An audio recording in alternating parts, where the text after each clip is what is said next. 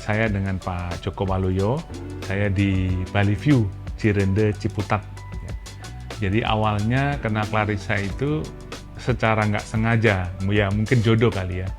Pada saat saya mau beli rumah di Bali View juga, rumah di Blok C juga, sudah selesai dibangun. Saya senang sekali dengan desainnya, tapi harganya cukup mahal. Kemudian saya tanya owner, desainnya siapa? Dia nggak ngasih tahu, pokoknya cuma di pick aja gitu. Kemudian saya browsing desain, nah muncullah Clarissa gitu. Dia tanya, mau bangun di mana Pak? Di Bali View. Wah, saya habis bangun, katanya baru selesai. Nah, dari situlah. Jadi saya udah nggak ragu lagi. Oh, kerjaannya yang tadi saya lihat gitu. Jadi ya udah, terus kemudian saya kirim gambar rumahnya, luasnya berapa, terus budgetnya berapa, kira-kira berapa, terus sama Clarissa digambar, didesain, ya akhirnya cocok dengan yang kita mau gitu. Jadi kalau konsep rumah, saya bilang Clarissa bahwa saya suka yang terbuka, tidak sempit ya.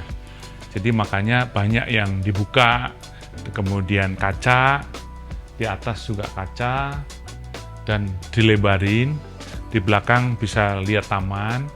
Terus untuk konsepnya, kenapa saya suka yang di Blok C itu, banyak seperti kayu-kayu natural gitu, jadi lebih estetik gitu. Jadi nggak kayak bangunan modern yang penuh tembok begitu. Saya lebih suka yang terbuka, simple, dan longgar gitu loh. Orang bilang longgar gitu. Dan banyak kaca, banyak yang saya buka-buka di sini. Dulunya awalnya tembok, saya buka kaca, di dapur juga kaca, di belakang itu juga ruang kerja kaca semua, jadi semua terbuka gitu. Jadi di depan juga itu juga semuanya terbuka, nggak perlu ada macam-macam gitu. Dan saya puas dengan Clarissa itu mengenai pihak ketiga, di mana dia memberikan